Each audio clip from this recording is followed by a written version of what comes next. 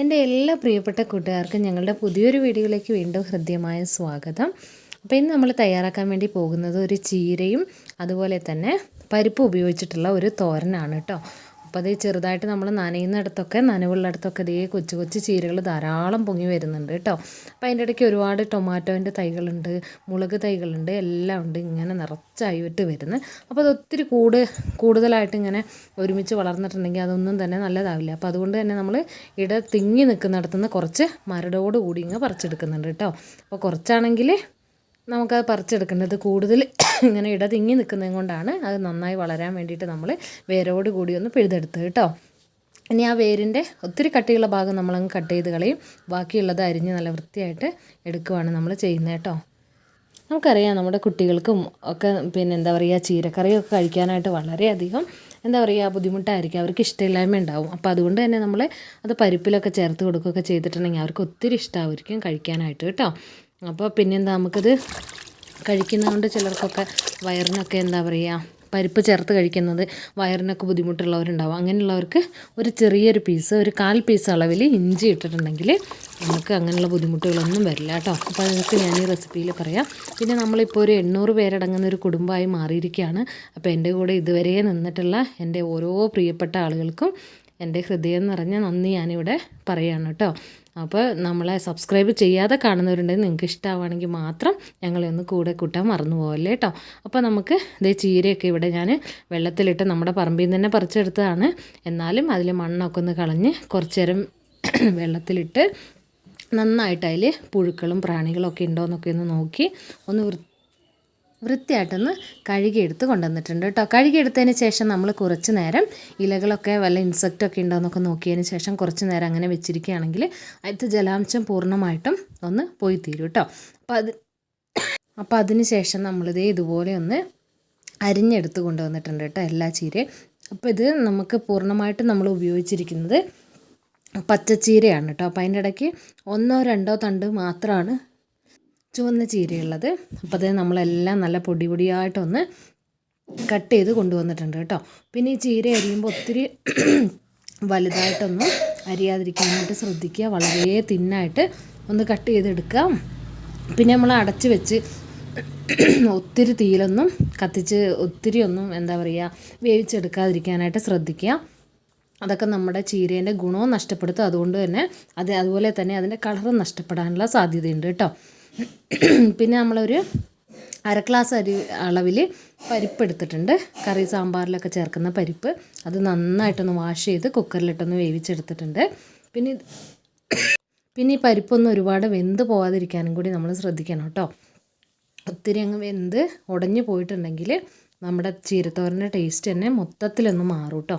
അപ്പോൾ അതുകൊണ്ട് തന്നെ നമ്മൾ വളരെ കുറഞ്ഞ അതിൻ്റെ വേവനുസരിച്ച് വളരെ കുറഞ്ഞ വിസിലടിച്ച് നമ്മൾ ഇതുപോലെ ഒന്ന് ഒട്ടും ഡാമേജ് വരാത്ത വിധത്തിലൊന്ന് വേവിച്ചെടുക്കുക. ഒറ്റ വിസിലാണ് ഞാനിപ്പോൾ വേവിച്ചെടുത്തിട്ടുള്ളത്. അതിന് ശേഷം നമ്മളൊരു പാത്രത്തിലേക്ക് ഇതുപോലെ ഒന്ന് മാറ്റി വെച്ച് കൊടുത്തിട്ടുണ്ട് കേട്ടോ. ഈ പരിപ്പൊക്കെ ചേർത്ത് കൊടുക്കുന്നതുകൊണ്ട് തന്നെ നമ്മളെ ചീരക്കറിക്ക് ഒരു പ്രത്യേക ടേസ്റ്റാണ്. അതുപോലെ തന്നെ കുട്ടികൾക്കൊക്കെ അത് കഴിക്കാനായിട്ട് ഭയങ്കര ഇഷ്ടമായിരിക്കും. ചീര മാത്രം കഴിക്കുമ്പോൾ വയറിന് പ്രശ്നമുള്ളവരുണ്ട്. അതുപോലെ തന്നെ ചിലർക്ക് ചീര കഴിച്ചിട്ടുണ്ടെങ്കിൽ വയറുവേദനയൊക്കെ എടുക്കും. അങ്ങനത്തെ ബുദ്ധിമുട്ടുള്ളവർക്കുണ്ട്. അങ്ങനത്തെവർക്ക് പരിപ്പ് ചേർത്ത് കഴിച്ചാൽ ബുദ്ധിമുട്ടുണ്ടാവില്ല കേട്ടോ. പിന്നെ അതിലേക്ക് നമ്മളൊരു 4-5 പച്ചമുളക് അരിഞ്ഞെടുത്തിട്ടുണ്ട്, ഒരു 4 സവോള ചെറിയുള്ളി അരിഞ്ഞെടുത്തിട്ടുണ്ട്, പിന്നെ ഒരു 1/4 ഇഞ്ച് അളവിൽ ഇഞ്ചിയും കൂടി അരിഞ്ഞെടുത്തിട്ടുണ്ട് കേട്ടോ. ഈ ഇഞ്ചി എന്തിനാണ് ചേർക്കുന്നതെന്ന് വെച്ചാൽ നമ്മൾ പരിപ്പും കൂടി ചേർക്കുന്നുണ്ടല്ലോ. അപ്പോൾ ആ പരിപ്പ് മൂലം നമുക്ക് വയറിന് ഈ ഗ്യാസ് ട്രബിളിൻ്റെ പ്രശ്നമൊക്കെ ഉള്ളവർക്ക് അതില്ലാതിരിക്കാൻ വേണ്ടിയിട്ടാണ് നമ്മൾ ഇഞ്ചി എടുത്തിട്ടുള്ളത് കേട്ടോ. അപ്പോൾ ഇതൊക്കെ ഒന്ന് കട്ട് ചെയ്ത് എല്ലാം ഒന്ന് ഒരുമിച്ച് വെച്ച് കൊടുക്കുകയാണ്. പിന്നെ അതിന് ശേഷം നമ്മൾ ഒരു ചെറിയ സവോള എടുത്തിട്ട് ഇതുപോലെ ഒന്ന് കട്ട് ചെയ്ത് എടുത്തിട്ടുണ്ട് കേട്ടോ. അപ്പോൾ ഈ സവോളയൊക്കെ ചേർക്കുമ്പോൾ ഇത് ചീരേൻ്റെ കൂടെ തന്നെ അരിഞ്ഞെടുക്കുന്നവരുണ്ട്. ഇപ്പോൾ ഞാനിപ്പോൾ സെപ്പറേറ്റ് ആയിട്ടാണ് അരിഞ്ഞെടുത്തത്. ഈ ചീരേൻ്റെ കൂടെ ചേർക്കുന്നതല്ലാണ്ട് നമ്മൾ ആദ്യം ഇതൊക്കെ വഴറ്റിയതിന് ശേഷം സെപ്പറേറ്റ് ആയിട്ട് സവോളയൊക്കെ വഴറ്റിയെടുക്കുന്നതാണ് ഈ ചീരക്കറിക്ക് ഒരു പ്രത്യേക ടേസ്റ്റ് കൊടുക്കുന്നത്. അല്ല ചീരേൻ്റെ കൂടെ ഇടുമ്പോൾ ഇതങ്ങ് ഒത്തിരി അങ്ങ് പെട്ടെന്ന് അങ്ങനെ വാടി കിട്ടുന്ന ഒരിത് കാണുന്നില്ല അതിൻ്റെ കൂടെ ആകുമ്പോൾ കേട്ടോ. അപ്പോൾ അതുകൊണ്ടാണ് നമ്മൾ സെപ്പറേറ്റ് എടുത്തത്. പിന്നെ ഇതിലേക്ക് നമ്മൾ തേങ്ങ ചതച്ചാണ് ചേർക്കുന്നത്. അരിഞ്ഞ മുളക് ചേർത്തിട്ടുണ്ട് നമ്മൾ. എന്നാൽ കുറച്ച് കാന്താരി, ഈ ചതയ്ക്കാനുള്ള തേങ്ങേൻ്റെ കൂട്ടത്തിൽ ഒരു 3 അല്ലി വെളുത്തുള്ളി, ഒരു 1/4 ടീസ്പൂൺ അളവിൽ മഞ്ഞൾപ്പൊടിയും കൂടി ഇട്ടിട്ട് ഈ തേങ്ങ നന്നായിട്ടൊന്ന് ചതച്ചെടുക്കണം കേട്ടോ. കാരണം ഈ അരവിന് ഈ ഒരു ചതച്ചെടുക്കുന്ന തേങ്ങയ്ക്ക് ഒട്ടും തന്നെ എന്താ പറയുക എരിവില്ലാതിരിക്കാൻ എരിവ് ഇല്ലാതിരുന്നിട്ടുണ്ടെങ്കിൽ നമ്മളെ ഈ ചീരക്കറീൻ്റെ ടേസ്റ്റേ മാറിപ്പോകും കേട്ടോ. അപ്പോൾ അതിന് വേണ്ടിയിട്ടാണ് നമ്മൾ ഇതിലേക്ക് ഒരല്പം എരിവും കൂടി ചേർത്ത് കൊടുക്കുന്നത്. ഒന്ന് ചതച്ചെടുത്ത് കൊണ്ടുവന്നിട്ടുണ്ട് കേട്ടോ. അതേ നന്നായിട്ട് തീ കത്തിച്ചു. നമുക്ക് ചീനച്ചട്ടിയിലേക്ക് വെളിച്ചെണ്ണ ഒഴിച്ച് കൊടുത്തിട്ടുണ്ട് കേട്ടോ. പിന്നെ നാടൻ തോരനായതുകൊണ്ട് തന്നെ നമ്മൾ വെളിച്ചെണ്ണ യൂസ് ചെയ്യുന്നതാണ് നല്ലത്.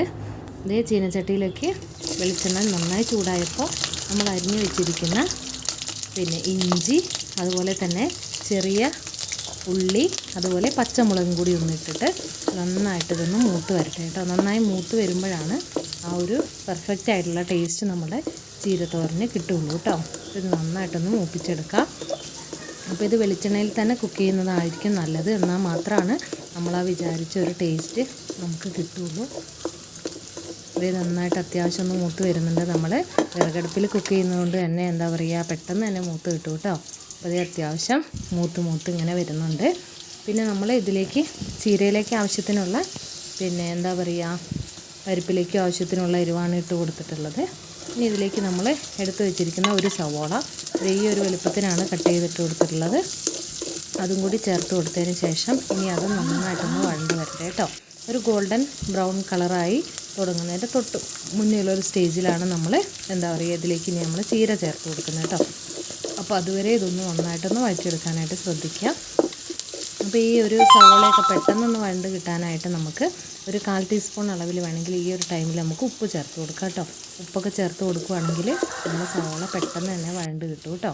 അപ്പോൾ ഈ മുളകൊക്കെ ഇതുപോലെ ഒന്ന് ഇട്ട് കൊടുക്കുമ്പോൾ എല്ലാവരും ഒന്ന് പ്രത്യേകം ശ്രദ്ധിക്കണം. കാരണം ഇതിൻ്റെ പച്ചമുളകിൻ്റെ കുരുവൊക്കെ ഇങ്ങനെ പെട്ടെന്ന് സ്പ്രെഡ് ചെയ്യാനുള്ളൊരു സാധ്യതയുണ്ട്. നമ്മളെ കൈയൊക്കെ പൊള്ളിപ്പോവും. ഇപ്പോൾ അതേ അത്യാവശ്യം അത് മൂത്ത് വന്നപ്പോൾ നമ്മൾ പൊടിയായിട്ട് അരിഞ്ഞ് വെച്ചിരിക്കുന്ന നമ്മുടെ ചീരയും കൂടി ഇട്ട് കൊടുത്തു കേട്ടോ. ചീരയും കൂടി ഇട്ട് കൊടുത്തതിന് ശേഷം നന്നായിട്ടൊന്ന് ഇളക്കി യോജിപ്പിക്കട്ടെ. അപ്പോൾ എന്താണ് നമ്മൾ വിറകടുപ്പിലായതുകൊണ്ട് തന്നെ തീ മെയിൻറ്റെയിൻ ചെയ്യാനായിട്ട് ശ്രദ്ധിക്കണം. അല്ലെങ്കിൽ ഇത് എന്താ പറയുക അടിയിലുള്ള ഉള്ളിയൊക്കെ ഒന്ന് കരിഞ്ഞു പോകും കേട്ടോ. ഈ ആവശ്യത്തിനുള്ള ഉപ്പും കൂടി ചീരയിലേക്ക് ആവശ്യത്തിനുള്ള ഉപ്പും കൂടി നമ്മൾ ഇട്ട് കൊടുത്തിട്ടുണ്ട്. പരിപ്പിലും നമ്മൾ ഉപ്പൊന്നും ചേർത്ത് കൊടുക്കാതെയാണ് വേവിച്ചിട്ടുള്ളത്. അതുകൊണ്ട് തന്നെ നമ്മൾ അതിനും കൂടി പാകത്തിനുള്ള ഉപ്പാണ് നമ്മളിതിൽ ചേർത്ത് കൊടുക്കുന്നത് കേട്ടോ. ഇതുണ്ടോ നമ്മൾ ഒരുപാടങ്ങ് ഈ ചീര വിഭവങ്ങൾ ഇലക്കറികളൊക്കെ നമ്മൾ ഉണ്ടാക്കുമ്പോൾ ഒരുപാട് അടച്ച് വയ്ക്കുക. അതുപോലെ തന്നെ വെള്ളം ചേർത്ത് കുക്ക് ചെയ്യുക. അങ്ങനെയൊക്കെ വരുമ്പോഴാണ് നമ്മളുടെ ഇതിൻ്റെ ഈ ഒരു ഗ്രീൻ കളറ് നഷ്ടപ്പെടുന്നത് കേട്ടോ. അപ്പോൾ അതങ്ങനെ നഷ്ടപ്പെടാതിരിക്കാൻ തുറന്ന് വെച്ചിട്ട് തന്നെ ഇടയ്ക്കിടയ്ക്ക് ഇളക്കി കൊടുത്തൊന്ന് കുക്ക് ചെയ്തെടുക്കുക. ഒരുപാട് കുക്ക് ചെയ്യുമ്പോൾ ഇതിന് നിറമൊക്കെ നഷ്ടപ്പെടും. പിന്നെ അതിലേക്ക് നമ്മൾ ചതച്ച് വെച്ചിരിക്കുന്ന തേങ്ങ ഒന്നും കൂടി ചേർത്ത് കൊടുത്തിട്ട് ചീര നന്നായിട്ടൊന്ന് ഇളക്കി തേങ്ങയും ചീരയും കൂടി ഒന്ന് ഈവനായിട്ടൊന്ന് യോജിപ്പിച്ചെടുക്കുക.